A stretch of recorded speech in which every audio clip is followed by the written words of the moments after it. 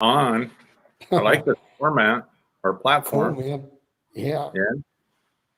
you got some nice graphics here.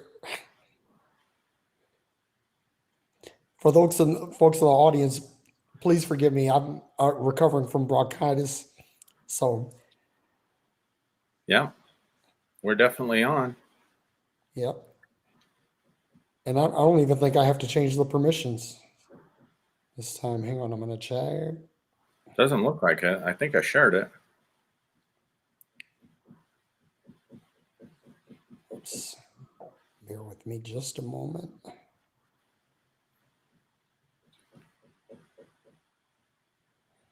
Sandy's watching. Okay, so let's.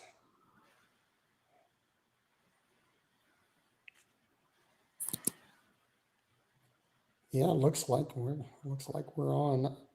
Yeah. And I actually can't mess with the permissions.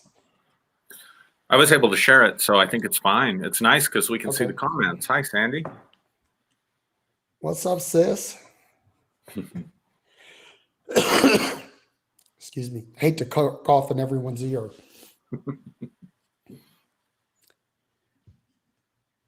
We're gonna see. Okay.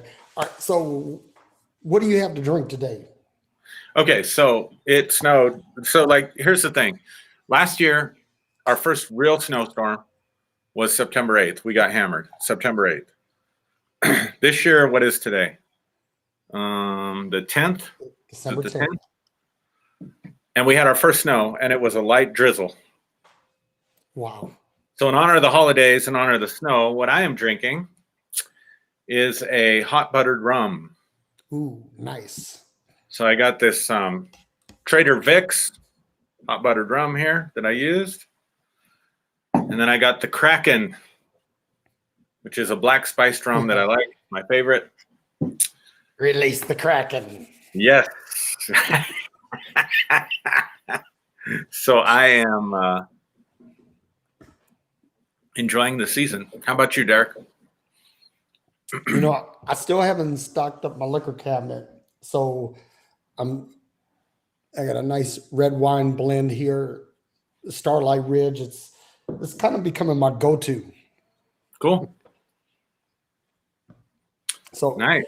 before we get started, can everybody hear us okay? Yeah, we can see your comments too, so it'll be more interactive maybe. So that'll be cool. All right, cool. Well, Aaron, I'm going to let you go ahead and introduce things. Sure. So I picked, let's see what Ben Urban said here real quick. Hey, if it's not the two-man assault on all that is holy, what a treasure trove of heresy are we in for tonight? So if you don't know, we're using a different platform. We're using Restream, so we can see the comments. Or at least I could. I don't know, Derrick, maybe you could see them, but I couldn't see them before. Yeah. Unless I was looking on my phone or something. So this is really nice. Love it. So what we're going to talk about today, so I've been thinking, one of the things I do this time of year is I get real nostalgic. I start thinking about the past, start thinking about where I've been. I, for one, am a believer in New Year's resolutions and stuff. It's just nice to be able to index. And it's just a good time for me to have the momentum and thought process to reflect back and to make changes. And, you know, the world went crazy in 2020. And I can't believe we're staring down 2022. Like 2020 drug. I don't know about for everybody else, but it's like, is this year ever going to frickin' end? And then 2021 just went like a bullet for me. I mean, I can't even think back what even happened in 2021. So I was just, you know, kind of thinking about the past, thinking about the future. And this thought came into my mind about moving forward. And moving forward on two different levels. So I'll set it up this way. Moving forward individually as individuals in our lives and in that context. And then moving forward collectively as a society and a community, thinking about it in that context. And I was reminded of something that happened right after the shutdown. If you remember when the shutdown happened in March of 2020, it was safer at home, sheltering in place, 30 days to slow the curve, all that stuff. And that thing just hit us all of a sudden, like we weren't ready for any of that. I mean, we were making jokes in January about viruses and beers, Corona. And then the next thing we know, we have a few cases in the US, and the next thing we know, our work's shut down. We're all working from home. No gatherings larger than 10 people, social distancing, sheltering in place, not overwhelming the healthcare system, all that stuff. It was like a sudden shock, right? And then I remember, I think Easter was when they were looking to open. So between that time, from about St. Patrick's Day to about Easter, was when we were sheltering in place. And I remember on Palm Sunday, now I got to go back to my deconstruction days. I've made progress in the last 2 years for sure in that. But at the time I was still pastoring the church, leading the church as a conventional, traditional pastor. We still have the church. We just haven't reopened things yet. And we've had a lot of transitions. And anyway, I don't need to go into all that. And I don't talk about this much because I just don't like to talk about it. But one of the things, Derrick, when I was in the charismatic movement, one of the things I was recognized for and honored for was for being a prophet, probably first and foremost, especially in my traveling ministry and whatever. Mm-hmm. And I had, for whatever reason, however that works, whatever happened, I had given a number of national prophecies over the years that had come to pass. Fairly detailed. Like, I'm not talking about, there's a storm coming and then whatever bad thing happens, we fit it with, see, I told you so. I told you there was going to be a storm. I'm talking about, a few times being able to predict specific events before they happen. And honestly, I can say that I don't think on the national scale, because I was very, very careful. I wasn't one of these people that always prophesied that stuff. I probably maybe had 5 my whole life.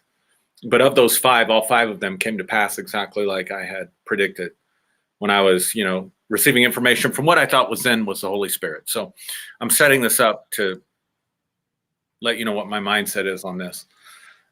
And so I remember Palm Sunday, still trying to process everything that had happened in 2020 and trying to think about how to be a voice, how to be a leader in the midst of this crisis. And so I woke up early and I'm just laying there, and because I was recognized as a prophet, there were certain other prophetic voices that I had respected over the years, but I had quit listening to. But I knew they'd have their end of year prophecy and, this is what you can expect. So I went to their YouTube channels and I went back to 2019, December of 2019, and I listened to a few of them to see if anybody had seen anything, foreseen anything, or prophesied anything about the pandemic. Because I thought, if you're really a prophet, if you're really in touch with God, and you really want to prepare the people of God, then you should, and you're actively doing that, then you should probably have seen something like this coming. Yeah. I don't know, call me crazy. And every single person that I listened to talked about how 2020, we were past the impeachment hearings with Donald Trump, then president at the time. And everything was about how it's going to be peace and prosperity and almost this utopia. Everybody's prophesying this utopia in 2020. And here we were, people doing that on New Year's Eve. So here we are, not even 3 months removed from that, or 2 months removed from that. And the whole world had changed.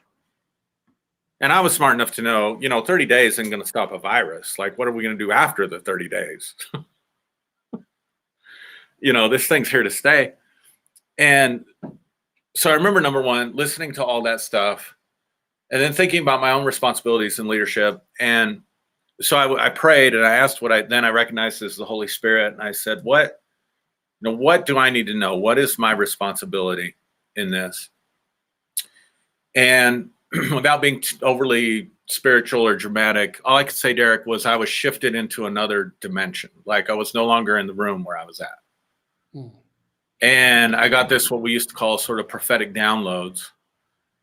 And so I'm going to use the Bible for a little bit. And Jeremiah, the prophet, was condemned as a false prophet in his day, according to the scriptures. He was put in prison. He was not taken seriously. And I knew enough about Jeremiah to know that he had prophesied incorrectly 2 or 3 times in his ministry, that he had said certain things were going to happen and they didn't happen that way. And so I imagine myself as a contemporary of Jeremiah. And so here's a guy who his predictions have not been accurate. All the other prophetic voices are saying to go to war with Babylon and that Israel will be vindicated. What most people don't realize, because they don't know how to do biblical timelining or biblical history, what most people don't realize is that Jeremiah begins his ministry during the reign of the king Josiah. And if you read the history of Josiah, according again to the scriptures, Josiah led the largest revival in Israel's history. And in fact, they had not celebrated the Passover or kept the law in all of their existence until Josiah finds the book of the law. He goes, he tears down all these altars and idols. And there's repentance on a national scale. They reinstitute the law. They begin to follow the law for the first time. And they celebrate the Passover for the first time as a nation. So Jeremiah is not prophesying during one of these ungodly kings that the Bible talks about in Kings or Chronicles. Not at all. He's not prophesying during a time of idol worship. He's not prophesying during a time where they were ignoring the law and everybody's a law unto themselves. He's prophesying during the apex, the peak of everything Israel was supposed to be, everything that the scriptures say that God wanted from Israel. And yet he's prophesying judgment. He's prophesying that God has rejected them as a nation and that Babylon is going to come in and that God's will for their future is that they surrender and go into captivity in Babylon and make a life for themselves there. Everybody loves to quote Jeremiah 29:11. I know the plans I have for you, plans to prosper you, not to harm you, give you a hope in the future. But they take it completely out of context. The context of that was Jeremiah is prophesying to the people of the day about Babylon. He's saying, don't worry about going into Babylon. I have a good plan for you. I want to prosper you there. Right. But it went completely against the paradigm. It went completely against the scriptures. And I saw this thing while I was in this place and receiving this sort of download that all the prophets in Jeremiah's day were prophesying to maintain and perpetuate the status quo of what they thought Israel should be, what they wanted Israel to be. And they were trying to maintain the status quo. And their prophecies were in line with the scriptures to some extent, at least, right? Yep. Here you have Jeremiah. He's a complete anomaly. He's showing up. It's opposite of everything you would think based on everything else you read in the Bible about how God was dealing with Israel. Israel had repented. Israel was following the law. Israel was doing things that they'd never done before to honor God. They'd torn down the idols. They had come into alignment under Yahweh. And here's Jeremiah saying, God has rejected you. You're going to be defeated at the hands of the Babylonians, and you're going to be taken into captivity, and you need to surrender to that, submit to that, because if you do that, you'll prosper. Yeah. And so I saw something that I'd never seen before, and that was, and I was able to apply it to that time period. And what I saw was that real prophetic ministry, if we want to talk about real prophetic ministry, and don't get hung up on this on a religious sense, because every religion has their prophets. Yeah. Even native religions have their shaman and their prophets and what have you. You couldn't have false prophets if you didn't have prophets, right? Yep. And so I saw this thing where I saw that what was happening in the charismatic world was that all of those prophets were very much like the prophets of Jeremiah's day, in that they were not looking to a future that had not yet been. They were looking to their own paradigm based on their past and their understanding, and they were prophesying to try to prop up and support the paradigm, to try to support society as it was and keep it going as it was. When, according to scriptures, again, in God's plan, it was for something totally radically and completely different that was seemingly unpleasant for the people, right? And then I sort of got this word or this insight or whatever you want to call it. And it was like true prophetic ministry does not look to the past and seek to promote and perpetuate what's in the past or the present. True prophetic ministry calls things to be not as though they were. It looks to something that has never been and tries to bring it into existence. And so regardless of all the religious baggage that comes with that, and I realize the audience that I'm talking to and all that stuff, but here's the point, that when we are going forward into the future, we need to be thinking about things in terms of what has never been yet. And not thinking about it in terms of wanting to get back to normal. And so I was thinking about this week, and I was thinking, and I said this on Palm Sunday. So I went in, you can go back through the archives on my Facebook page if anybody has the patience to do that. You can go back to Palm Sunday in 2020, and I made some declarations, and I said, look, the world has changed. We will never go back to normal. Whatever we had before this shutdown, it is never going to be again. This is a world-changing event. We will never go back to normal. I said at that point, Donald Trump would not win re-election. And I also said that society would begin to turn on itself, that we would see rioting, and that we would see all kinds of breakdowns in society. And I even said I wouldn't be surprised if this pandemic didn't end in another world war, because of the consternation it was going to place upon masses and masses of people around the world. But here's the point. I think, so our brains are wired in such a way, whether it's personally or collectively, that we have a certain belief system, we have a certain image, we have a certain imagination, we have a certain vision about our future that is completely supported by our experiences in the past. Even if we want better, even if we want something different and better, we can only have better. Better is a comparison word. So I can't have better if I'm not comparing it to something else. So if I say I want a better future, I'm still comparing it to my past. Does that make sense? Yep. And so that stuff in our mental processes, all this internal stuff that's going on, causes us to try to somehow oftentimes reference the past to either get back to a better time, particularly if we're in a troubled time. So in this case, to get back to normal, or to get to a point of time that's better than what we had, but we're still referencing the past in terms of that. And so I started thinking, how do we move forward? And so I would submit to you and to the watchers, everybody watching this video, that we will never get back to what things were before the pandemic. Never. We will never go back. And particularly as a nation, we will never go back to the way things were. That there are things that have happened, things that have been done, changes that have been made that will make returning to that world impossible. That world is over. That world has died. In a sense, you could say that world has been judged. And we're in the midst of that judgment. Now, I'm not saying judgment in the sense of, God's angry because of all of whatever bullshit that people put out there in evangelical circles. I'm just saying, like, the omega, the end to that world. And we're in the midst of this transition right now, trying to find our way forward. And I think the best thing we can do is just acknowledge that and accept that and realize that world wasn't so great. That world needed to have an period or exclamation point put at the end of it. And now we've got to figure out how to go forward, both individually and collectively. And so I wanted to talk to you tonight about how do we do that? How do we go forward? So I know I took a while to set that up, but I'm going to kick it over to you. I'm going to let my dog upstairs real quick while you're talking. No worries. I'll be right back. I think that the first thing that we have to do is to acknowledge that what was behind us wasn't really all that good. And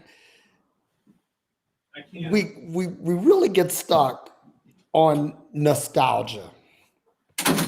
And when you get nostalgic to a point, you can't move forward because you get stuck in the past. Your past becomes the reference for everything that you understand. Mm-hmm. So the first thing is that when you're nostalgic for something that was good, mm-hmm. that's cool.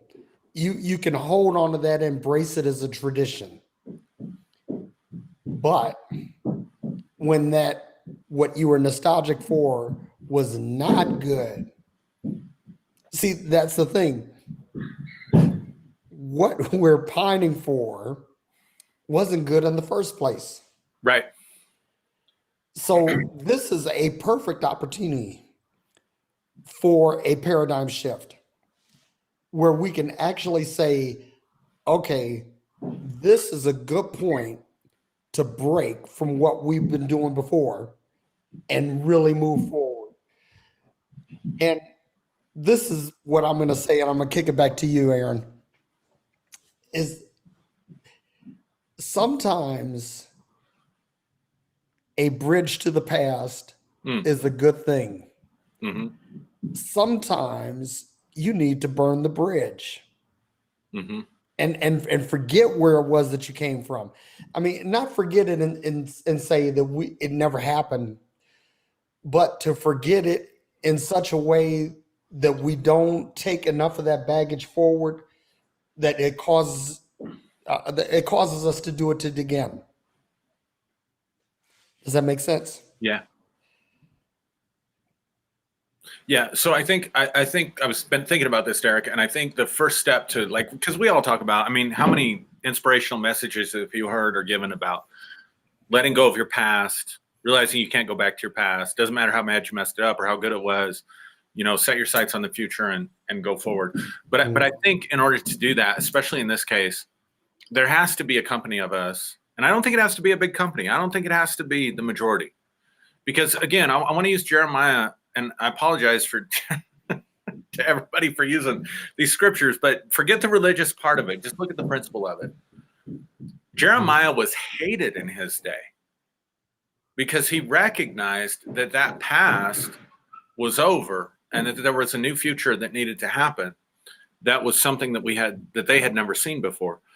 And so, yeah, what he said happened, right? So it wasn't a large company of people. It wasn't like this big movement where everybody got on board and said, oh yeah, this is the direction that we need to go. And so I think there needs to be a company of us, right? I don't think it has to be a big company, but that we accept the end. Like we move through the stages of grief of what we think we lost back there, right? And you go through the stages of grief, and eventually you come to acceptance. And it's only when you come to acceptance of what happened and what you lost that you can begin to find a new normal. So my mom passed away suddenly a few years ago, and she lived with us. And it took a while for my brain. It was the weirdest thing, Derrick, and maybe you can relate to this, with some of the seasons that you've walked through and people you've lost in your life. But I did not want to go to sleep at night because I would wake up expecting normal, meaning I would wake up expecting my mom to be there. And for at least the first week, I would have to go through the loss all over again. Yep. When I woke up, I would have to reorient myself and remember, oh yeah. And you have all these triggers and stuff being in the same house as the person who died. And so it took my mind a while to adapt to the fact that was over, right? That my mom was no longer going to be a part of our lives. And so you go through these stages of grief. You go through shock. You go through grief, meaning sadness. You go through anger. You go through denial. You go through negotiation. And then you come to acceptance, but it's only when the mind, these are processes in the mind, it's only when the mind comes to acceptance that you can embrace some kind of a new normal, right? And so I think that we need to come to some kind of radical acceptance that the world is what it is right now, that we're more divided than we've ever been. People feel freer to be uglier to each other than they've ever been in any time in my life that I've seen. We don't know what's going to happen with this. Whether you think the pandemic is bullshit and the virus is phony, or, you're clear over on that end of the spectrum, or you think that wherever you are in that spectrum of division, right? We all have to come to this place of radical acceptance that we can never go back to what we had. And we can never go back to any kind of normal, what we knew to be normal before that. And I think until we come to that place and begin to imagine creatively some kind of a new future, that we're never going to, it's going to prolong that transition and make it harder. That's the first thing. And then the second thing, I think that if a small company of us come together and say, look, what kind of Ditto Kitty on here. I think I got the name right. I'm trying to look at the comments. She says, I assume it's a female. The advances that happened after 1918, and I assume referring to the Spanish flu, looking forward to after COVID-19, what advances will come after it. So I think if we can look at it that way, that humanity is going to take a huge leap forward Mm-hmm.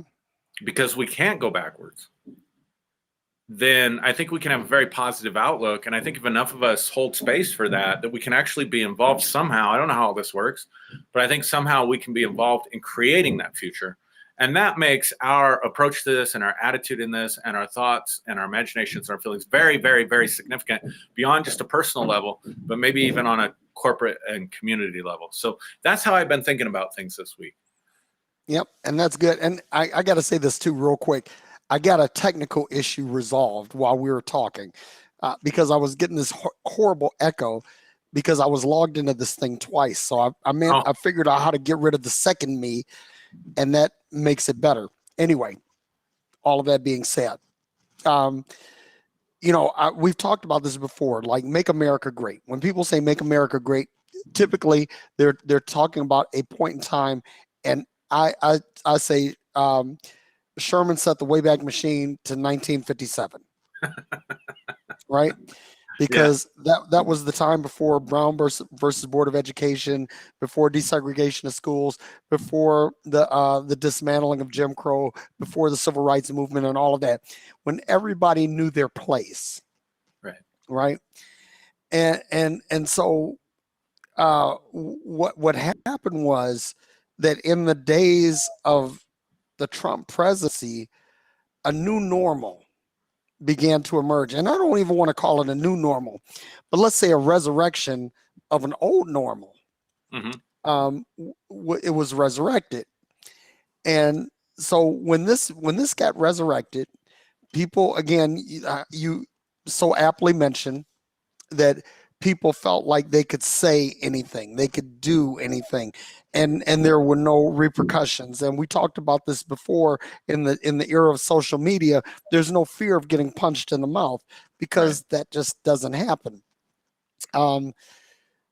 So when we talk about going forward, I mean, in order to really, really go forward, we have to really make a break with the past. Now, I'm going to use an example that has absolutely nothing to do with what we're talking about. Okay. But it's good. I promise you that it's going to make perfect sense when I finish, because one of the shining examples of America is the Chevrolet Corvette. It is an icon. Somehow I knew it was going to be a car illustration. Well, it's either going to be car or sports, Aaron. It's generally my go-to. All right. But a Corvette is an icon, and everybody in the world literally pretty much knows what a Corvette is when they see it. Now, for years, that formula was a big V8 in the ahead of the driver and rear wheel drive with a long front end and a short rear deck. And that was the model, right? Mm-hmm. And so there was a guy who was the chief engineer of the Corvette program from 1957 to I think 1973. Mm-hmm. He's a Russian immigrant named Zora Arkus Duntov. And Zora was an engineer's engineer. And he knew back then that in order for the Corvette to really reach its full potential, they'd have to change how they think about it. Mm-hmm. And so he came up with a whole bunch of engineering exercises. They were called CERVs, CERV, Chevrolet Engineering Research Vehicles, right? And it was CERV 1, CERV 2, CERV 3, and CERV 4. And each one was more sophisticated than the last. Well, all of them had one thing in common. They were all mid-engine cars. In other words, the engine was behind the driver mm-hmm. and ahead of the rear wheels, right? Mm-hmm. Which is the optimum architecture for a super sports car. Yeah, bear with me. I promise you, I'm going somewhere. And so for years, there were all of these styling exercises where they would have a mid-engine Corvette and they would tease the mid-engine Corvette is coming. It'd be on the cover of magazines. But there was a guy who was the head of styling for General Motors named Bill Mitchell. And Bill Mitchell was a classic artist, and he believed in the classic American idiom, this phallic symbol of a car with a long front end, big engine up front, and he really didn't care what Duntov wanted. He was going to have the sexy that he wanted. And because Bill Mitchell made cars that sold, General Motors was the biggest car company in the 60s and 70s, he got what he wanted. And so Duntov died never seeing his dream come to pass. Well, what happened was that in right around the year 2000, the Corvette engineers realized that they had gone as far as they could go with this platform. They have, wrung out every bit of potential out of this front engine rear drive platform. And that in order for them to remain competitive and to remain iconic, that they would have to switch to this mid-engine architecture that Duntov wanted forever. And so in 2021, or actually in 2020, the Corvette did precisely that. It was a complete clean sheet design, a complete departure from everything that they did. And now the Corvette has achieved all kinds of handling and performance envelope things that had never been achievable before. And now they've come out with a new one, a new iteration of it called the Z06 that has this crazy flat plane crank engine. Look it up. I don't really have time to explain that, but it's a 4-valve flat plane crank engine that howls like a fucking Ferrari. All right. But in order to get to this, they had to completely break from everything the Corvette was in the past in order to move forward. We are at a point now where we can't just go back to the past and say, let's get the best of America and take that and use it to move forward. Or let's take the best of our political understanding or the best of our spiritual understanding. Literally, folks, we are at complete re-engineering.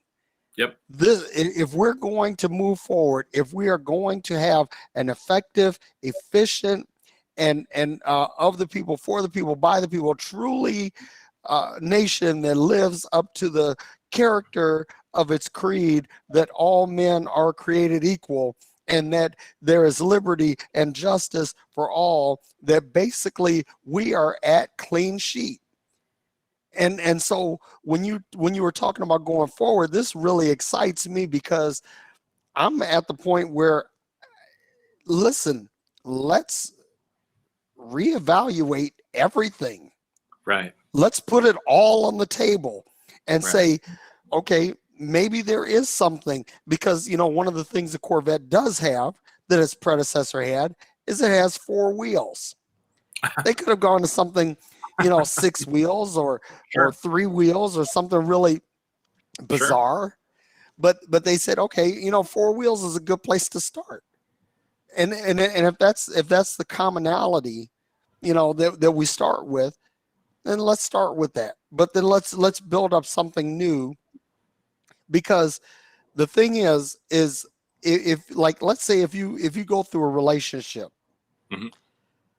where one party has totally wronged the other party, let's say a husband and wife, where one cheats on the other and has done it repeatedly, or has physically abused the other one and has done it repeatedly, that if there is going to be a continuation of that relationship, it almost requires that the people involved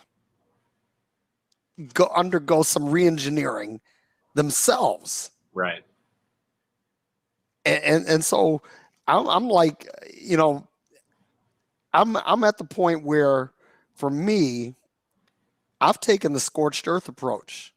I don't see anything in our past that is really worthy of holding on to. Yeah. I don't care whether it's nationally, spiritually, educationally, anything. I mean, I think that we're at the point where we could really look at a clean sheet redesign. That's where I am. Yeah, it's a good illustration.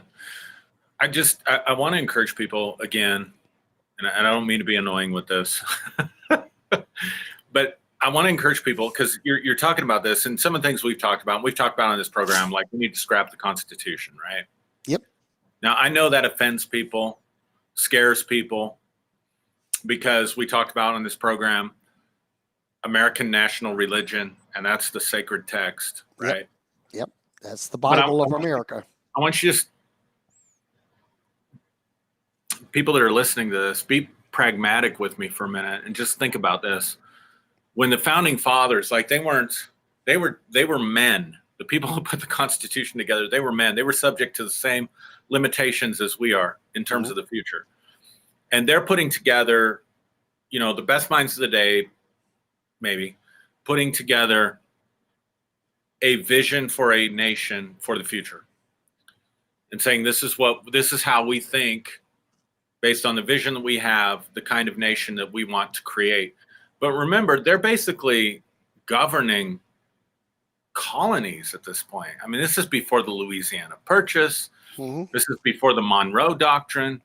This is before, the idea of having the whole, East Coast to West Coast and border of Canada down to the Rio Grande River and Gulf of Mexico and whatever, they couldn't conceive of that. Derrick, there's no way they could have conceived of that. No. And they certainly couldn't conceive of modern technology like we have today. And so part of the reason that America is broken, and part of the reason that America's political system is broken, you can look and blame conservatives all you want. You can look and blame liberals, Democrats, Republicans, the Supreme Court. You can blame all that stuff all you want. The problem is we have outgrown, like think about my kid. My boys are going to enter puberty here in the next couple of years. They're really going to change. Poor guy. They're going to grow. They're going to change. They're going to become men. And I'm going to try to fit them in their diapers. Yeah. And I'm going to say that diaper is sacred. And I'm not trying to be sacrilegious to those that buy into the American national cult. I'm just saying, and I'm not trying to be inflammatory with my language, but we've talked about, we need to scrap that and we need to start over. Part of the reason the system isn't working is because it's outgrown the system. Our country years ago outgrew the system that was in place for what it was in place for. Now, how do you do that? I have absolutely no idea. But so that's the first thing. And then the second thing I want to encourage people, again, using this Jeremiah thing as I was beginning this, I kind of got off on a rabbit trail there with the Constitution, but it doesn't have to be a lot of us. Like, it can become so overwhelming, especially with social media and all this stuff where we see all this stuff. I'm a Bronco fan. So I was watching the game last night, and sometimes I'll follow Twitter. I have a Twitter account that I only use for following stuff. I don't use it for followers at all. So don't try to find me on Twitter because I ain't even gonna find me. But I like to watch the commentary on the games and stuff like that. And I'm watching the game, and all of a sudden I see this thing by one of the Denver local guys that's very, very trustworthy in NFL. And he says, he has a single post that says, R.I.P. Demaryius Thomas. Demaryius Thomas played wide receiver for the Broncos during their, glory days with Peyton Manning. Yeah. And I was like, what? The guy was 33 years old. Derrick, I promise you, it wasn't an hour that you had people all over in those threads saying it must have been the vaccine. Oh my God. Oh my God.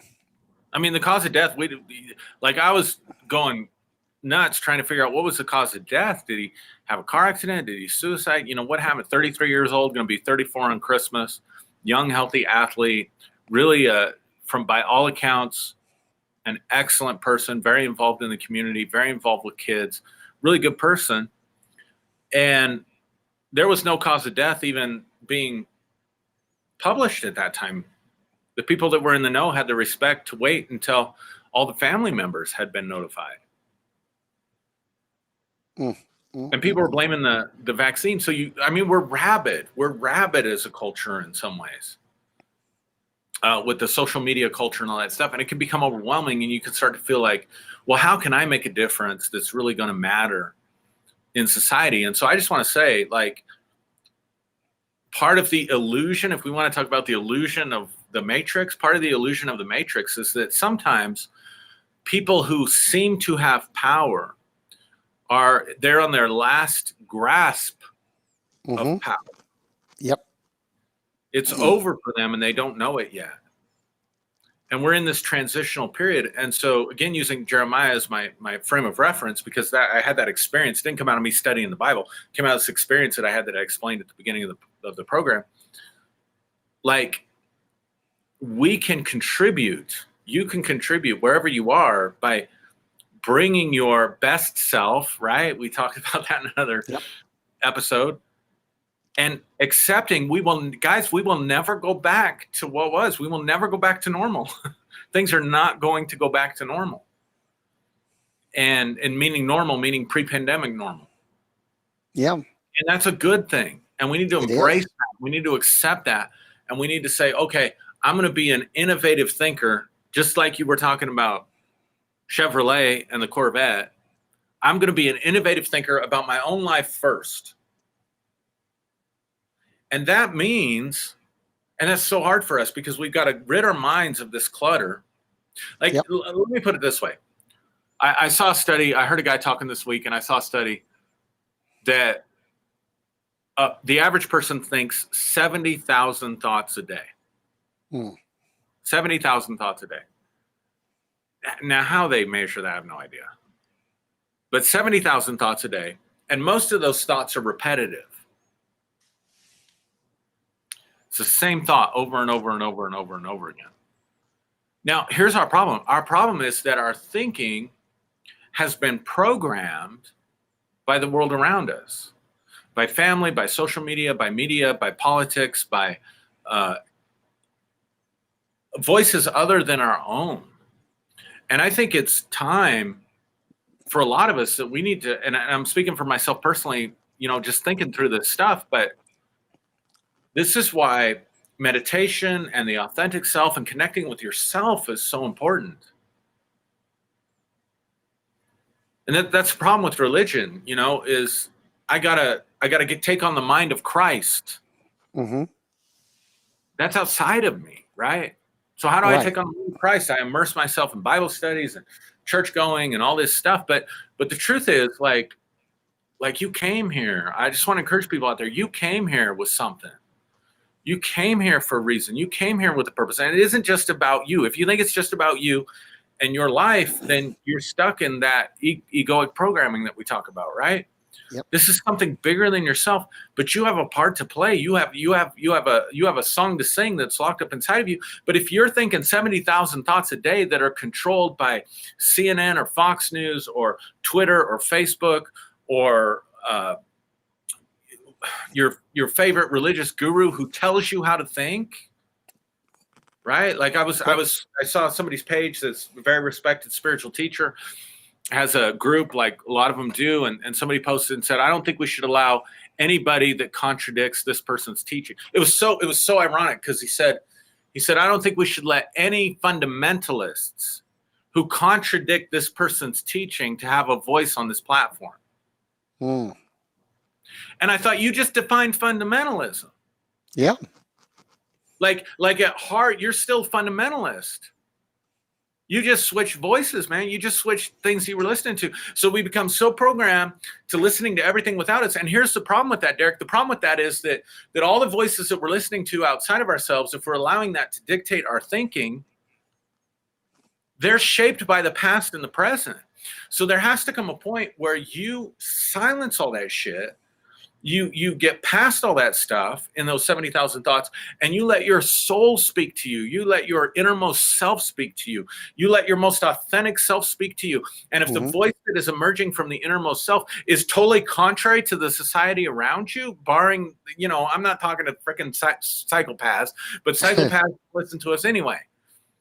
Like everybody's afraid, if you just let people follow be their own star and be their own guide, that somehow everybody's going to go out and we're going to have freaking The Purge. Remember that movie? Like, it's just going to purge all the time. But listen, psychopaths, you're psychopathic. Evaluating you as a professional to find out if you're psychopathic, I got to know your history before you were 15 years old. Because in actuality, a psychopath does ignore society and follow their own voice, but they're doing it by the time they're 15 years old. And there are things in their system that causes their fight and flight and that guilt function that we have and that fight or flight function that we have. There are actually things in the nervous system that are wired differently, so that they could have a dead body in the trunk in the back and get pulled over by the police for speeding, and their heart doesn't even skip a beat. Right. I see lights in the back of my rearview mirror, and they're on their way to a fire or something, and I'm like, oh shit, what did I do? Yeah. The psychopath doesn't think like that. Right. So what I'm saying is that if you find if psychopaths aside,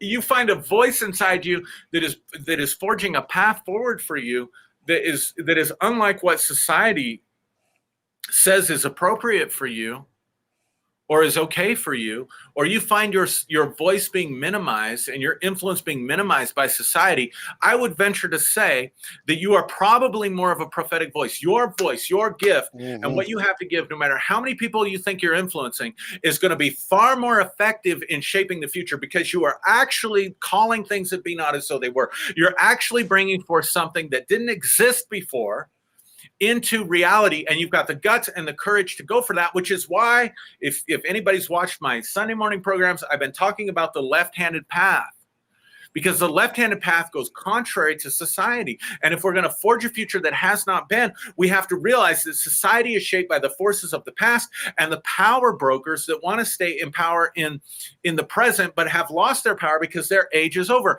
And if we want to talk astrology, we have shifted from the age of Pisces into the age of Aquarius, which means everything from the age of Pisces has to die and go away. And so there has to be those of us who are willing to say, okay, I'm going to speak different. I'm going to be a voice that's different. I'm going to be a person that's different. I'm going to live life.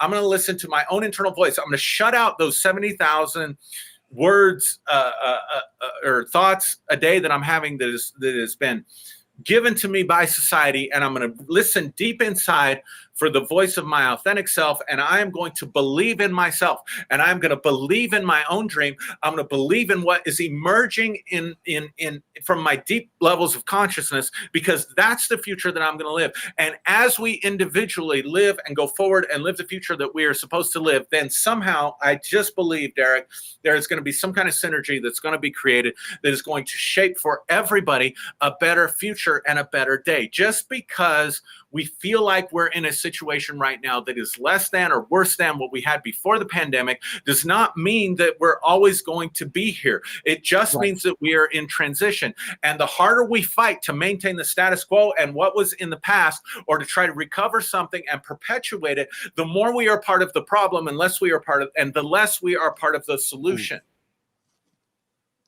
And so you matter out there. Your voice matters. Your individual path matters. What you're saying matters. What you're putting out matters.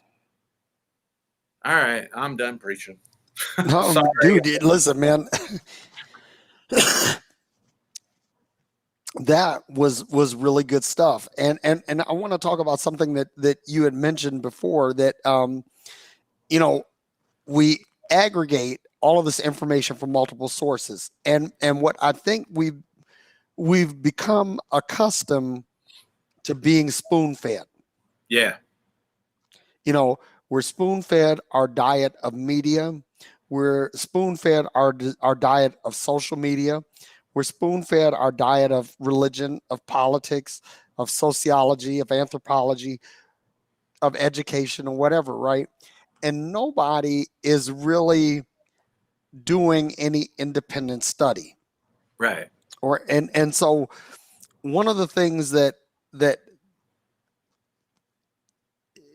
I think that everybody that drives a car, and here I go back to the car analogy again. It's great though. It's great. Something people can relate to. But you need to understand what it is to drive a car without power steering or without an automatic transmission. Yeah. Because in that point you'll understand what is actually happening when you're driving the car. There's some tactile feedback that's involved in that you're not getting when you're driving your homogenized, 3-liter sedan, right? I know exactly what you're talking about. Thinking requires work. Yep. Some people, and it's funny because like we talk about consciousness a lot, you and I, and consciousness is good. We have to elevate our consciousness, that is, elevate the realm in which we operate mentally, spiritually, physically. But within that realm, there are activities that have to be performed, and those activities require thought, and thought requires effort. There's some you cannot think on autopilot, and that's what I think a lot of people are doing. And in order for us to move forward, again, and I'm going to keep it real short here, in order for us to move forward, we've got to get past the autopilot mentality. Mm-hmm. We have to understand that there is a shovel I'm going to have to pick up, and I'm going to have to move some intellectual dirt myself. And if I'm unwilling to do this, what happens is that somebody is going to,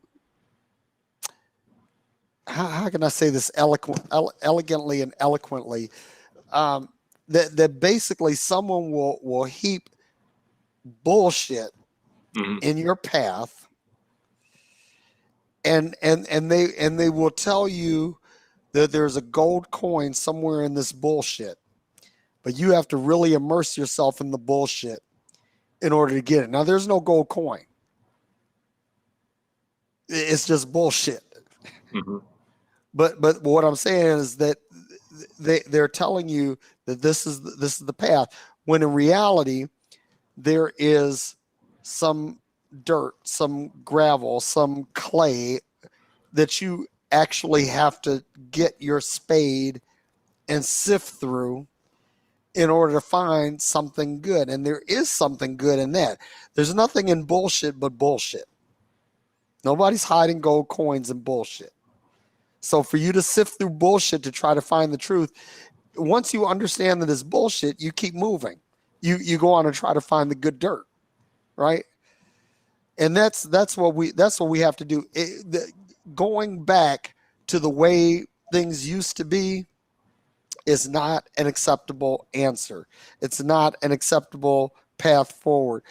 Sometimes, again, the path forward means burning the bridge, and sometimes that either means you supplying the gasoline or the match. Yeah.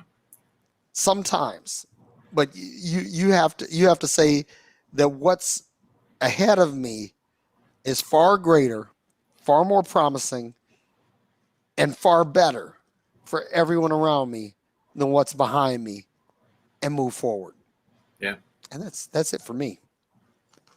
So you used cars as an illustration. I'm going to use this as an illustration for this.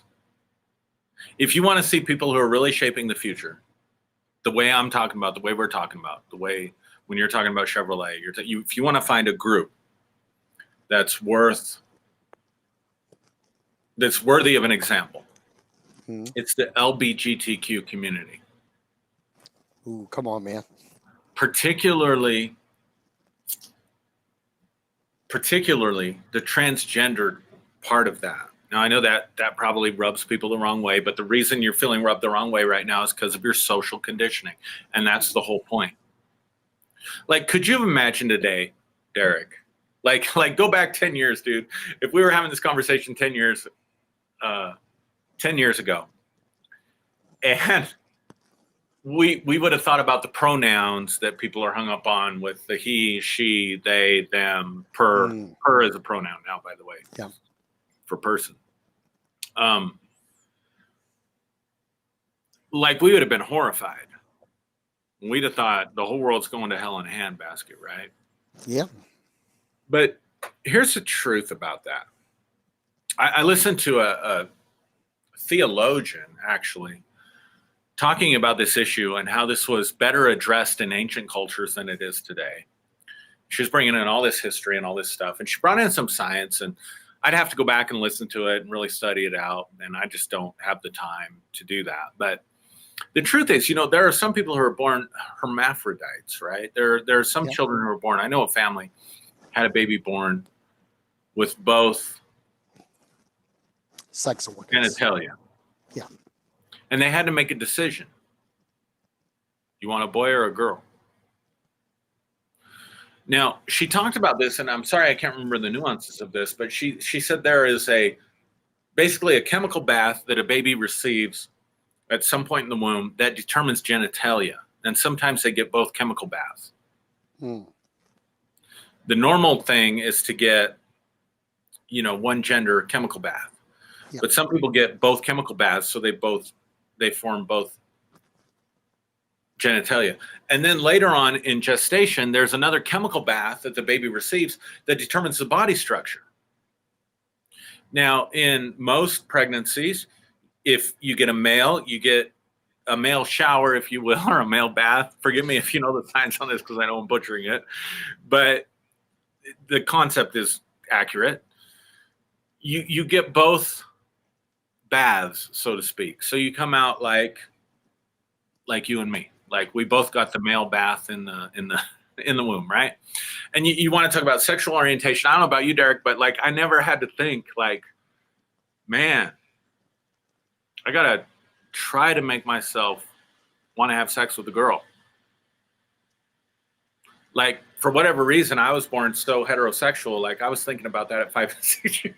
As soon as I had sex education, I was like, man, this is going to be cool, right? I never had to think. I never had to look at a guy's hairy ass and think, oh, my God, that's so tempting to me. I never had to shun that to pick heterosexuality. And I don't mean to be offensive to people, but I'm just saying that's how sexual orientation operates. These people who have same-sex orientation, they're not just sitting there saying, you got, where did the temptation come from to begin with? Yep. Right? So I remember arguing with a Christian homosexual, and I was arguing for homosexual freedom, and he was arguing against it. It was the weirdest thing in the world. And I'm like, I can't expect a person who's sexually oriented to homosexuality to give up their sexuality any more than I can expect a heterosexual person to join the priesthood. Right. You can't control that shit. Now, here's the thing, back to the baths in the womb. You can get a bath that gives you male genitalia and then get a bath that gives you female body structure, which is why some boys grow boobs. Yeah. Or you can get a bath in the womb that gives you female genitalia and gives you a male structure, which is why you have what women who are more masculine, bigger bone, bigger hands, facial hair, that kind of stuff. Yeah. So here's my point.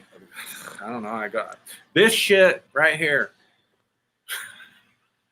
Butter rum is 94 proof. Release the Kraken. Yeah, exactly. But what a beautiful example. So here's people who gender is fluid. Then it is fluid. So you can want to express yourself. You can be a girl who wants to express yourself in a masculine way, and in the old society get labeled a tomboy or right? Yep. And there's a shaming element of that because we want you to fit into this clear-cut category over here. Right. So you can create for yourself all kinds of psychological trauma by denying the masculine aspects of yourself that want to come out as a woman and conform to society. Or you can realize, okay, I'm not a woman who wants to be in a man's body. I am a woman, full-fledged, who has masculine traits, and I want to be able to express those masculine traits within a society that does not accept it.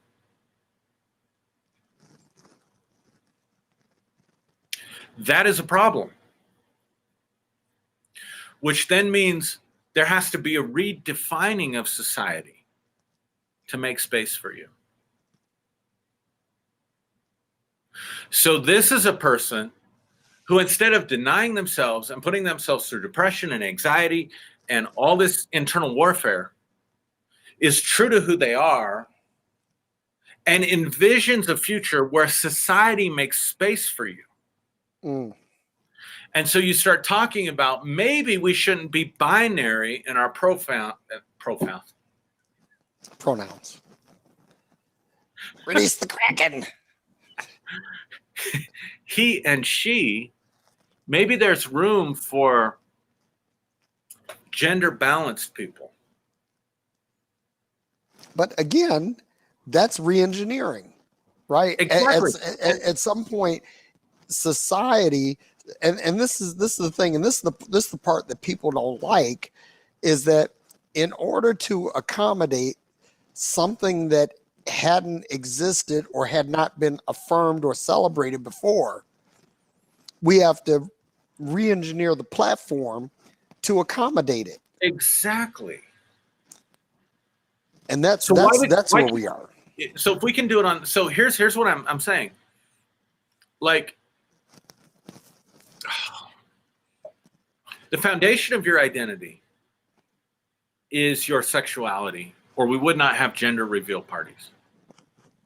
What are you having? Are you having a boy or are you having a girl?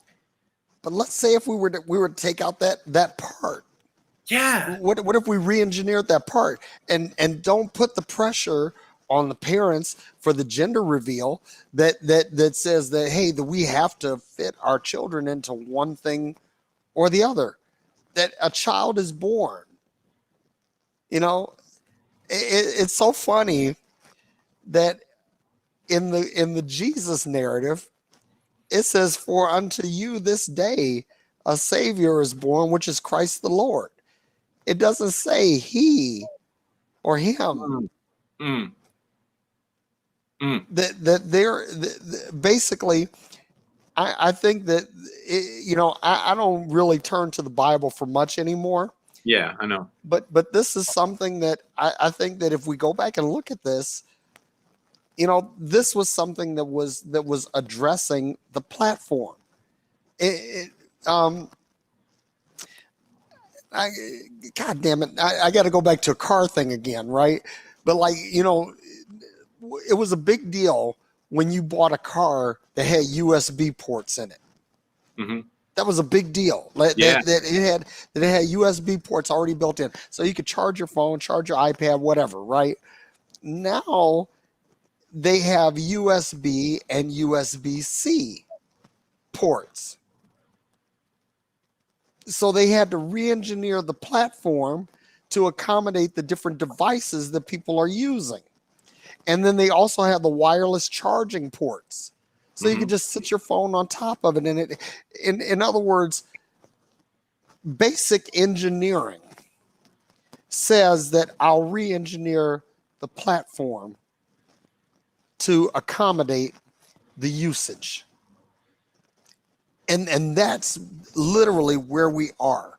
That we need to look at the platform of our society and re-engineer it for the usage of the people who are going to use it going forward. We can't think about how it was being used in the past. Now, here's a non-car analogy, right? That if we're up to Thomas Edison, we would all have DC power.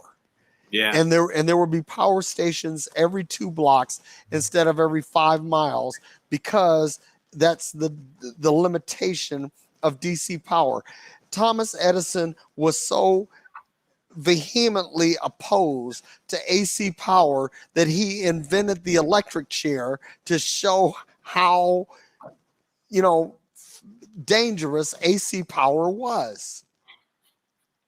Okay, so what happened is that the platform of society had to be re-engineered for the future usage, and that future was AC power. Mm-hmm. And I could go on and on. I could go with networking protocols. I can go with telephony. I can go with television. All of these different things that we are constantly reinventing. Like right now, I was reading that by the end of 2022, 3G cellular is going away. Mm-hmm. It will cease to exist. Right. Because 4G and 5G has supplanted that. 5G gave us COVID. Come on now. Yeah. And sterility and a whole bunch of other stuff. But sorry, but the whole point. The point is that we have to re-engineer the platform of our society for the usage of the people. And again, when we start talking about, okay, post-COVID, when people say, when can we go back to normal? Okay, let me say it really emphatically so you guys understand. I'll get real close to the screen. It's never going back to fucking normal. It's not. Right. What you understood was normal, first of all, was not ideal. Right. We have to embrace a new normal, and that may involve social distancing, maybe involve masking, maybe involve vaccinations. I don't know how that's shaped, but the thing is, we have to look at going forward. We have to say, how can we protect the preponderance of society? Because again, for you constitutionalists out there, it's the Constitution in the preamble says to provide for common defense and to promote the general welfare. That means the protection and the well-being of everybody, not just you. So what if as a society we embrace the ideals of the Constitution, but not the how? What if there was a new constitutional gathering that said, we want to create a society that embraces these ideals, and the how includes people of color, Muslims, atheists, LGBTQ, Latinos, Native Americans, Asians, the entire human representation of our nation. And white males. Yeah, and white males. Thank you. Yeah. Thank you, Derrick. I appreciate that. No, because I love you, man. I want you to be represented in this. Thank you, sir. But coming back to the LGBTQ community, and I don't know why I got off on this tonight. It wasn't our topic, but release the Kraken. Dude, but look at this as a model. Look at this as a case study. Here's a group of people that could not be more misunderstood, more hated, more rejected, more persecuted in terms of sexuality, which is the basic fundamental aspect of human evolution. And they're able to have enough influence by being themselves that I had to take a training at my job to understand all these pronouns and all this stuff. Yeah. And that's the foundational level. So in some sense, we are seeing society fundamentally being restructured already, beginning at the foundational level of evolution and sexuality. And that should give us all hope to think that we can then restructure society in terms of this vision of abundant life for all. I mean, isn't that what you bought into? When it comes down to it at Christianity, isn't that what you preach? Isn't that what you bought into? Jesus came that you might have life and that you might have it more abundantly, right? Yes, and sir. and Yes, it's sir. free to all people of every tribe, nation, tongue, and kindred. And what freaks me out and pisses me off and led to my deconstruction is when I shave away all the bullshit that's in the Bible, and we know there's a bunch. When I look at the core of its message, for me, it's abundant life, worshiping God aside. Yeah. It's abundant life for all people of every tribe, every tongue, Yep. and every kindred. Based on love. Exactly. Now, if that's the core message, call me a Christian. But my problem is, I don't see anyone calling. I don't see anyone. I don't see a single one of you. Like, I'm calling you out. I don't see a single one of you that calls yourself a Christian representing that vision for the future. Not a single one of you. Now, if you're there, please inbox me, message me, email me, hit me up. Let's have a conversation. Derrick, when Trump lost the election, I put a challenge out publicly to any Christian pastor, to any prophet who would debate me on a Facebook Live about where I was at in deconstruction or this bullshit prophesying, maintaining the status quo of Trumpism and white supremacy. Because make no mistake about it, at its core, Trumpism is about white supremacy. It is. It absolutely is. And I had about 5 people inbox me. And I said, okay, let's do it. Because I'm confident. I'm confident in where I'm at. I'm confident that that mess is behind us. Like, even though it looks like maybe it's triumphing right now, I believe, and I could be totally wrong. I've been wrong about a lot of stuff. But I'm going to go with what inspires me. And I believe that shit is behind us. Now, it's going to die a slow, painful death on life support, and it's going to go out kicking and screaming. But at the end of the day, it's not going to win. And I had about 5 people message me and said, yeah, I'll take you up on your offer. And so I hit them back. And I said, okay, give me a time and a place. They all ghosted me after that. Yeah. And that is evidence to me that they know they don't have the goods for the future. So to bring this back around, I don't know what we talked about tonight. But, dude, we're talking about the path forward, man. I mean, where do we go from here? Go ahead. Sorry, Derrick. No, you're on it, man.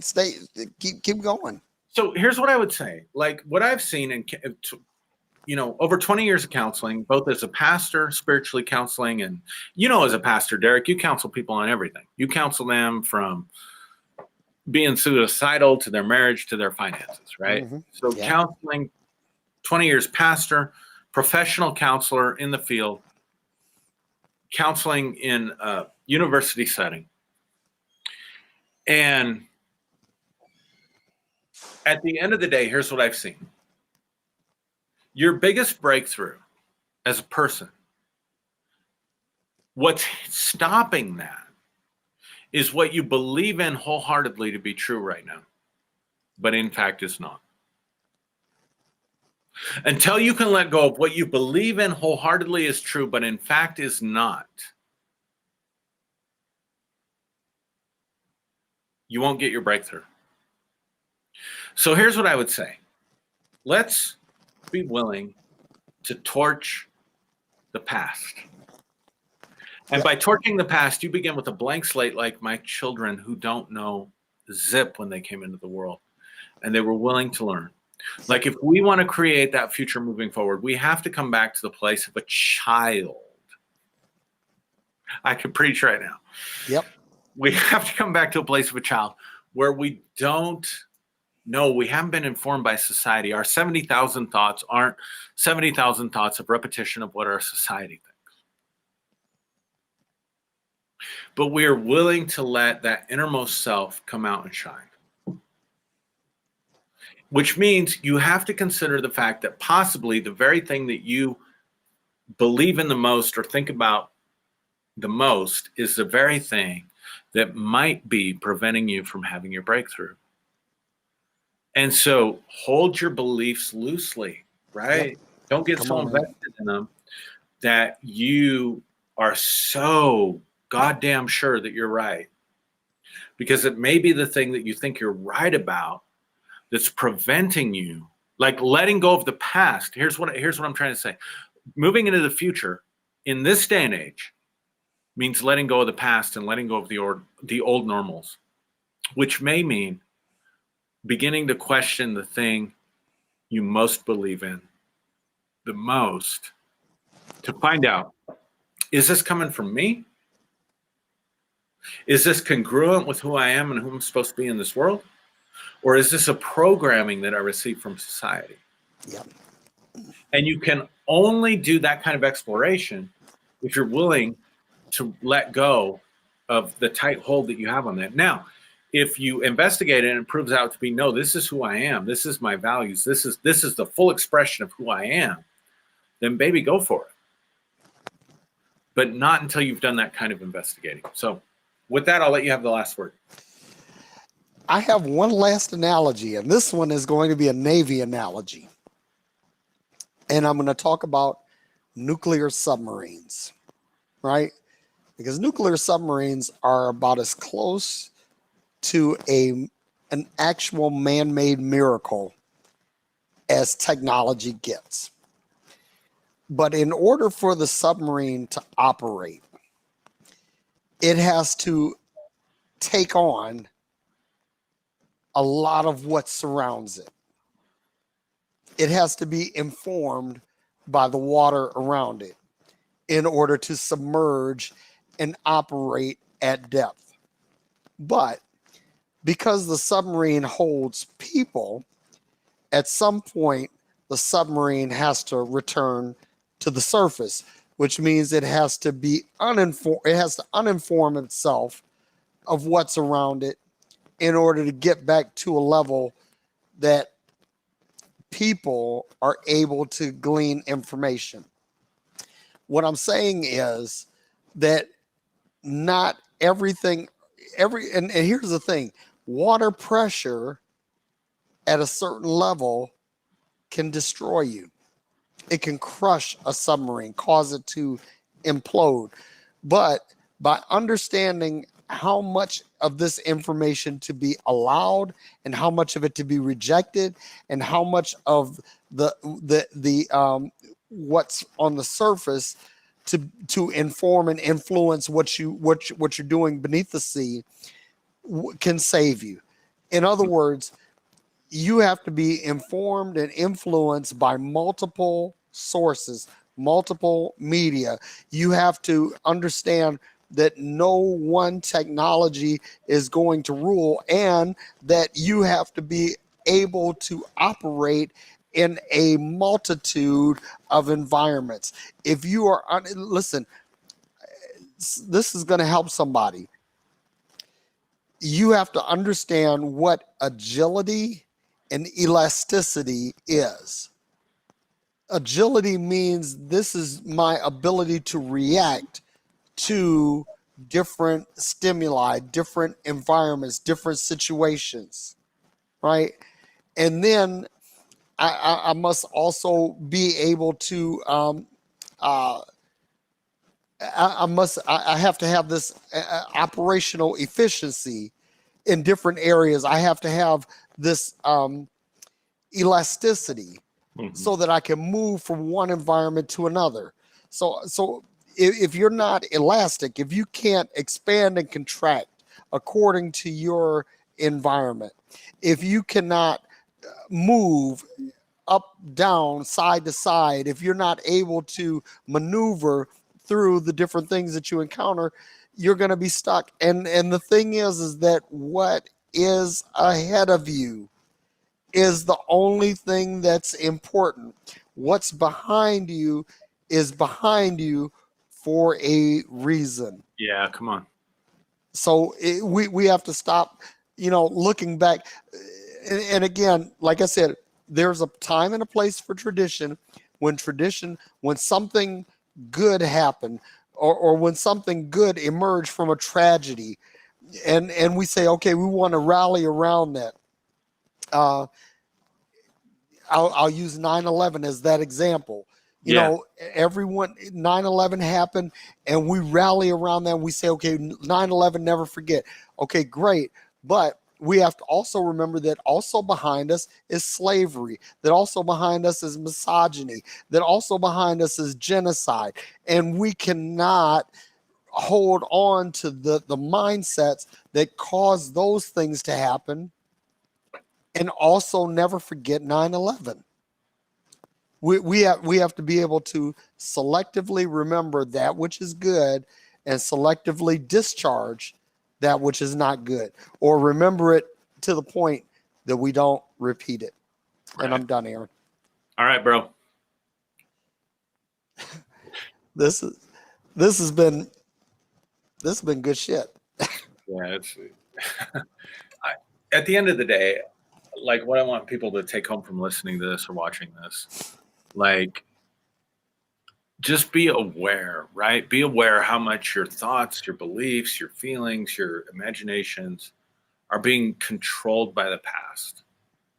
And that sometimes in order to break from that, you have to burn everything to the ground. Like Derrick said, scorched earth. And you got to begin with a blank slate. Yep. And you might be there for a long time. But that's okay. That's like progress. Like, you're much better being at the place of what was is over, and I don't know how to proceed. I don't know what life or my life is going to be like going forward. But one thing I'm committed to doing is not perpetuating the past into my future. Exactly. And silencing the voices, like, use social media as a tool, like we talked about last week. Stay informed with media, whatever your choice is. Do your own fact checking, do your own research.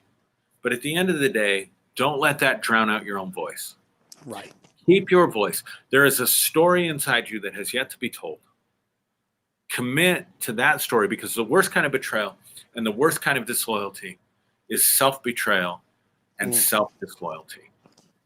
Dude. Let your voice be heard. Let your note be hit. Let your song be sung. Let your story be told. And that's where I'll win. That's the spot. That is it, brother. So thank y'all for watching, and we'll be back next week. And until the next time, man, y'all, love y'all. Peace out.